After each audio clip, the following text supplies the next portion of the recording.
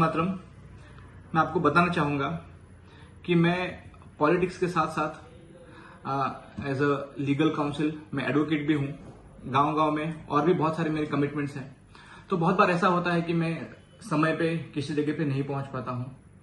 तो उस दिन भी यही हुआ था कि मैं किसी व्यक्तिगत कारण की वजह से वहां नहीं पहुंच पाया और उस चीज का जो ये न्यूज बनी है तो ऐसा बनना नहीं चाहिए था, लेकिन अभी जो हो गया है तो मुझे लगा कि मैं आपके माध्यम से कुछ चीजें क्लैरिफाई करूंगा ऐसे।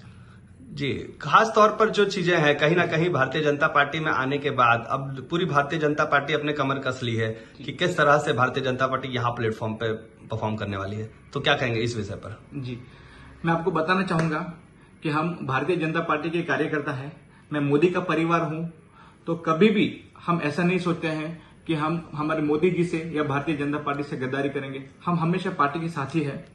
मैं आपको ये भी बताना चाहूंगा कि ये बहुत खुशी की बात है कि हमारे पार्टी में माननीय कलाबेन डेलकर जी जो सांसद रह चुके थे, उन्होंने भी ये एक ऐतिहासिक निर्णय लिया कि भारतीय जनता पार्टी का हिस्सा बने।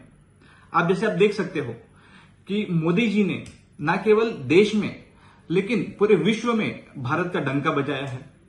उसी तरीके से हमारे नगर हवेली में भी और दीव दमन में भी हमारे माननीय प्रशासक श्री प्रफुल्ल पटेल ने जिस तरीके का विकास का काम किया है, वो सारी चीजें देख के हमारे कलाबेन डेलकर जी ने और उनकी जो पूरी टीम है, जो समर्थक है, उन सब ने भी भारतीय जनता पार्टी का जो दामन पकड़ा है। तो उसके लिए हम उनके आभारी हैं और हम उनका स्वागत भी करते हैं। और मैं आपके माध्यम से ये भी बताना चाहूंगा कि इस बार 51,000 नहीं, लेकिन इस बार हम 1 लाख वोटों से हमारे जो भारतीय जनता पार्टी की जो कैंडिडेट है श्रीमती कलाबेन डेलकर जी, हम उनको जिताएंगे, सांसद में भेजेंगे। और जिस तरीके से मोदी जी का सपना है विकसित भारत, तो उस विकसित भारत संकल्प यात्रा में नगर हवेली से भी एक सीट हम जाके वहां पे दे देंगे और जो 400 पार का जो सपना है वो हम पूरा करेंगे। धन्यवाद। बहुत बहुत धन्यवाद।